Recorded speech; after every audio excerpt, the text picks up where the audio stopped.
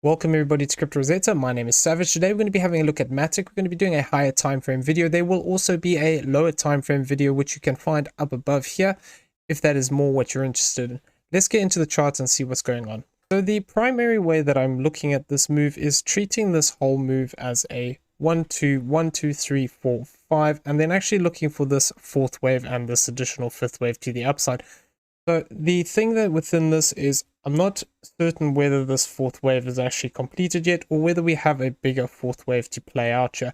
Now there's a couple of reasons for this which we will go over, but if we did have to say it was completed where we currently are, what I would be looking for then as a fifth wave target would be this $11.55 to this $4.94. That would be a typical zone that we'd be looking for as a fifth wave target. Obviously, we would be looking for confirmation by the internal waves, and then we would be looking to sort of pinpoint this area. There is always a potential that these fifth wave targets can even extend out past these, so it would be more important on the subwave structure at that point.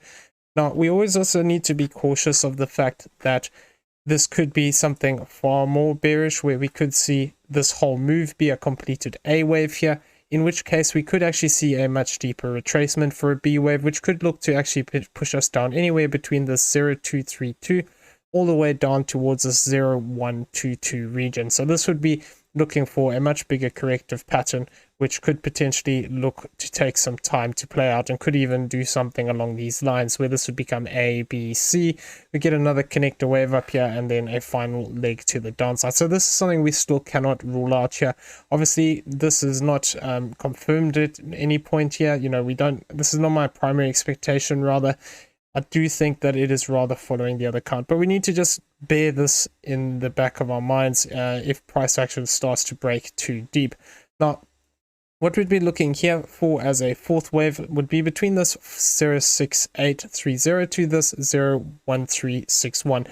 Now, the reason why I don't think that this fourth wave is completed is because if we compare this to this wave 2 over here, we can see that it took less than the same amount of time, so there's not equality between it. Now, typically speaking, fourth waves will actually look to take longer than the second wave, and sometimes even up towards 2 times or 3 times as long. So because of that fact, I'm just being cautious. There is always the potential, because we did come into the target area, you know, we could actually look for this fifth wave to play out, but we need to just also be mindful that this could just be we get a B wave up and we still see a C wave down, potentially towards this 50% target, which would be here at this 13-cent range. So this is still technically on the cards. As long as we actually hold this low that we have here, though, at this 31 cent 60, we can look for this potential to have a direct move to the upside. So it is still possible that we could see this play out directly. So we're going to go over the idea that this fourth wave is not completed, and then actually the other alternative where we'd be looking for this fifth wave already to start playing out.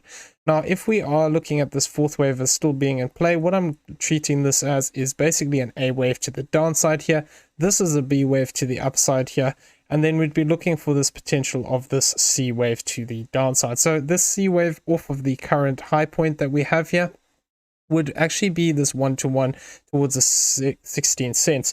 Now, if this is the case, this would obviously mean that we got another 5-wave move to the downside. We could also technically argue this could be ABC for a W wave. This could be X, and then we could see a 3-wave move to the downside. Now, the 1-to-1 doesn't have to be met. The 0.618 would actually be here at this 38.40, and then the 1-to-1 obviously would be lower down here. We have the 786, which would be an interesting level, as well as this 854. So what I would be looking for here is, if this is an A, B, and a C, what we'd want to see is this C wave at least cross this 0.618 and preferably cross this A wave low. So we'd want to see a break below this A wave here for this C wave if this is the case. Now, it's possible that this B wave is already completed, where we could count this move simply as an ABC here, where this becomes ABC, and then we could be looking to push directly to the downside for that C wave. Now the thing is, we also need to be cautious. As long as we actually remain above this 6972 to this 44-cent range, we could always see something play out like this, where this actually becomes a bigger corrective structure, where this becomes an A, we get a B down, and then we see a C wave to the upside.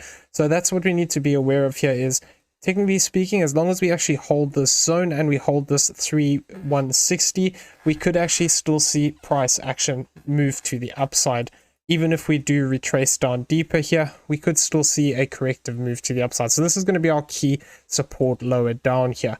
If we were looking to break down, what I'm looking for here is for this C wave to play out. Now, there is potential that we could be breaking down already, looking for this third wave target of this zone of this 55.38, and we just don't have the extension fully played out yet. Now, if this is the case, what we'd be looking for is, like I said, this 53.38 for confirmation that we actually have this as a 1-2 here, another 1, 2, 3, 4, 5, and then looking for this fifth wave to actually get down towards this 1618 level. The other way that we could actually argue that this is playing out is that we're actually still forming this first wave. Now, the way that we'd be looking at that would be potentially treating this as something like this, where we have this as a diagonal here, where this is 1, 2, 3, 4, and we'd actually be looking for a fifth wave to the downside. So that fifth wave could potentially look to take us to the 07855 to the 7360. Now, if we did form a diagonal like this, what we'd then be looking for would be that possibility of a three-wave move to the upside. So this would be our rejection area here, this 133 to this 109. Now, this would be looking for the potential of forming either a B wave or wave 2. Because what we could actually have here is, if we do form this diagonal here, this could effectively become our wave 1. Now, if we just get this as an ABC, it could mean that we see this move down towards this 5944. And what we'd be looking for is effectively seeing a three-wave move back to the upside, looking for a rejection in this area. However, for this to actually play out, what we would need to do is fulfill two things. So this fifth wave could not cross this zone of the 06683. Breaking down below that point would invalidate this move. Now, what we'd be looking for here is that effectively we're looking for this as ABC. Now, the interesting thing here is this rejection of the 0.618 is of this wave 2. So that is a typical zone we see when we have a contracting diagonal. So if we do start to break down here in another three-wave move, what we could be looking for is actually this lower target here of the 077 area. So that would be 0.618 of this wave 3. Now, it can be slightly longer than this, but what I would also be looking out for is a potential to move into this box of the 7855 to the 7360. Now, if we do break down here in a three-wave move, this could then tie into the idea of having this diagonal. Then what we'd be looking for is that three-wave move to the upside again for this wave 2 or B wave. Now, if we just form this as a bigger three-wave structure to the downside, this wouldn't really tie into the idea of breaking down in a C wave, but what we could actually get is that instead of looking at this as A, B, and C, we could argue that this would then become our A wave of our Y wave. This would become a B wave, and then we'd see another C wave to the downside, which would still look for those same targets. And what this would do is this would actually make this corrective structure drag out and take a bit more time here. So this is something we need to just be aware of. If we do see this drag sideways, this could be what is playing out here, where we get this rather as a bigger corrective move. And what we could even see here is something along these lines, where we see this whole move develop in a bigger channel, something like this, where this would be our A wave, this would be our B wave, and we'd look for that C, or this would be W, X, and Y, and then we could actually look to even come back into this channel later on. Now, if we want to talk about the bullish situation here, what we could be looking for is rather something like this, where we're actually treating this as a 1-2, and then we'd actually be looking at this secondary move here as an additional 1-2. Now, the thing is, this is technically possible that we could just see this be a corrective move to the upside, so we need to just be cautious. Now, what we'd be looking for effectively here would be the second count to take place. It is also possible within this that we could also argue that within this we could see this as an A, B, and we could still see price action come down here, because the reason I don't like this as a count is we didn't even come down to this 382, so it would have been a very shallow wave 2 if this is the case. So because of that reason, I'm just being a bit cautious on this structure. There is always that potential that this could actually be A, B, and we could see a C wave, which looks to push us back down into some of these levels. So we need to just be on the lookout for that, of a retest of this 66.55 to this 40.90. Now, as long as we hold this 31.60, potentially we can still look for this bullish count. If we start to lose this 40.90, it becomes less likely we're going to see continuation. So we need to keep an eye on those different levels that we are talking about there. Now, if we then look at this as a possibility. What I've got here is this as an A, B, and a C. Now, it is also technically possible. This could be our wave 1, this could be our wave 2, and what we were looking for is that potential of a third wave up towards this $3.06.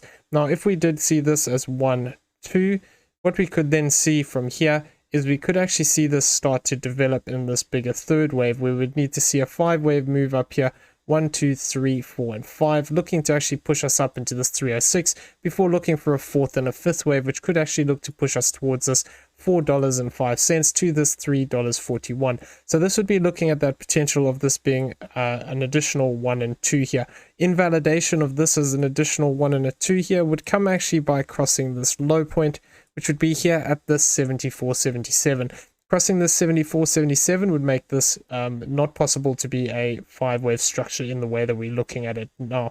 But what we would still have is that potential that even if this one does invalidate and we cross that low, we could still find support lower down here, where this is actually becoming a more complex wave 2 here, where we get something like a flat or a bigger corrective move where we still have, you know, some downside to come into this lower area here. So whether this is a flat or whether it is a more complex move, the typical zone that we look for is actually this 66.55 to this 57.73. So within that range would actually be our typical area we look at as a retracement.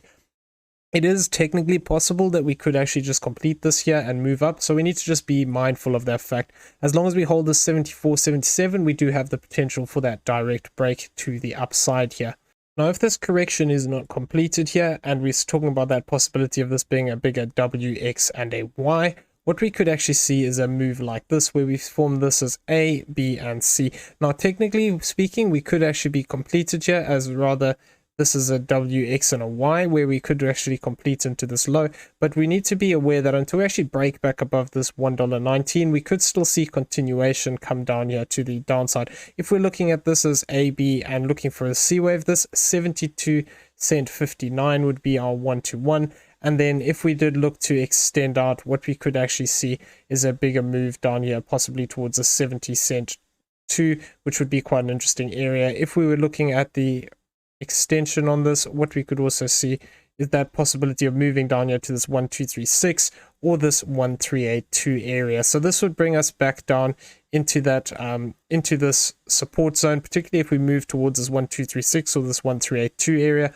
That would tie in with actually coming back down here one more time, looking for this support zone before actually looking to push to the upside. We're looking at this as an A, a B, and a C. Another way we could also potentially argue is that we have this as 1, 2, 3, 4, and 5. And what we're actually doing is forming a diagonal, but not where we were initially looking for it up here, but looking for this lower down. Now, the way that we'd be looking for this would actually be, if we'd have to be a bit cautious with this count, because if we do see another 3-wave move down here, that can be that bigger diagonal 1, 2, 3, 4, 5, in which case that could complete and look to reverse. Alternatively, if we do see another 3-wave move to the upside, we could see this additional 3-wave move to the downside here. So this would be looking at this as a C wave. So that would be treating this as A, this is B, and this is C. So what we could actually see is a move down towards this zone of the 72.89 by the end of this diagonal.